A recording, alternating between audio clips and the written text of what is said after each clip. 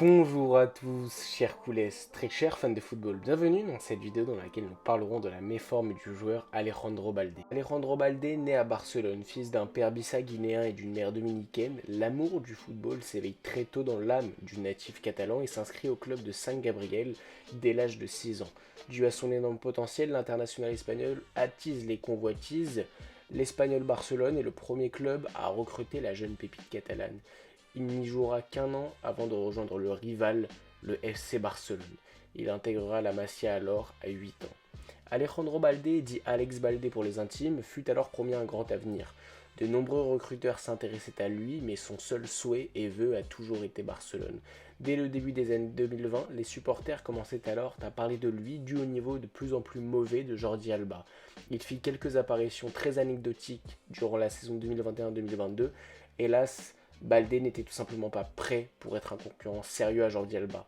En manque d'expérience, une croissance n'étant pas arrivée à son terme et une formation non achevée, les supporters et l'entraîneur se font à l'idée qu'il est encore trop tôt pour lui malgré son grand potentiel.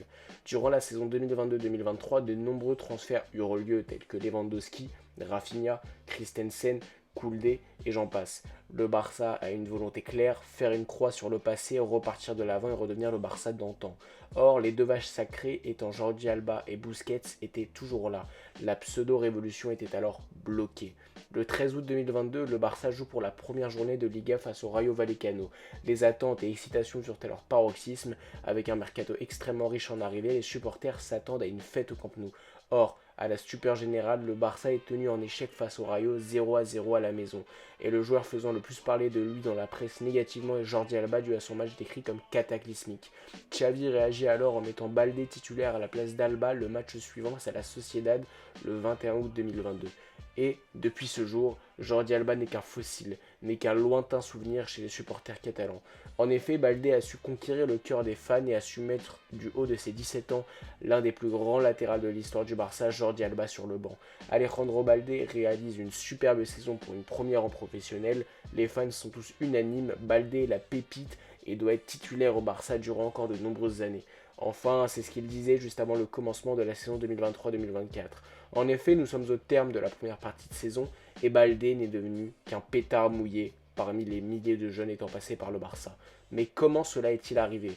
Et pouvons-nous espérer que ce dernier se réveille avant qu'il ne soit trop tard? À vrai dire, cela n'est pas étonnant quand nous voyons les récents jeunes tels que Boyan, qui lui fut promis un grand avenir mais qui a vu sa carrière descendre aux enfers dû à la pression médiatique. Il y avait Deulofeu, qui lui aussi était promis un grand avenir qui malheureusement n'a pas su répondre aux attentes. Très récemment, le jeune Riqui Puig aussi.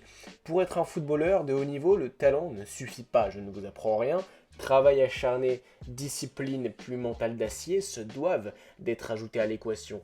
Or, malheureusement, de nombreux joueurs ne comprennent pas ça et, dû à leur mauvais choix, plus que douteux, leur carrière se détruisent. Mais pourtant, Balde a l'air d'être un jeune travailleur.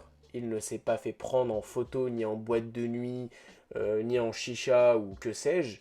Balde avait l'air d'être un jeune modèle. Sur le terrain, ce dernier répétait les efforts, il était très discipliné, faisait souvent les retours défensifs, il n'était pas souvent blessé. Mais donc quel est le problème? Que s'est-il passé? Eh bien, toutes les qualités que je viens d'énoncer précédemment, ce fut durant la saison dernière. La saison dans laquelle Balde était en compétition pour avoir la place de titulaire vu qu'il s'est trouvé aussi Jordi Alba. Or, cette saison, nulle personne se trouve en latéral gauche mis à part Balde. Enfin si, il s'y trouve Marcos Alonso, mais ce dernier fait un début de saison hyper compliqué, donc il est impossible de le qualifier de concurrent sérieux à Balde pour le poste de latéral gauche. À titre personnel, je pense que Balde a commencé la saison avec un très mauvais mindset, une très mauvaise façon de penser.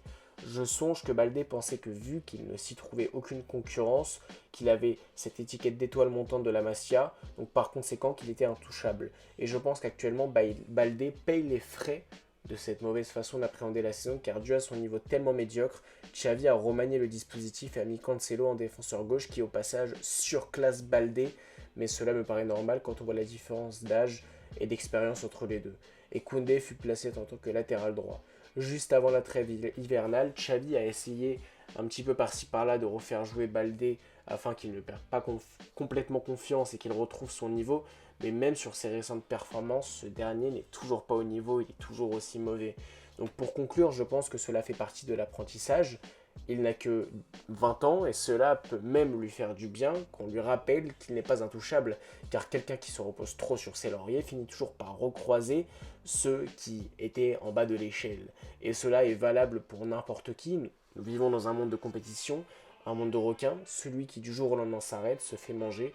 À Baldé maintenant de tout faire pour sortir de cette mauvaise dynamique. Il en ressortira grand de cette épreuve et apprendra par la suite que personne ne peut être intouchable, même avec tout le talent du monde. Sur ce, cher Koules, dites-moi ce que vous en pensez de la méforme actuelle d'Alejandro Baldé, si vous pensez qu'il pourra s'en sortir ou au contraire tomber dans l'oubli. N'oubliez pas le like, l'abonnement et le partage. A très bientôt.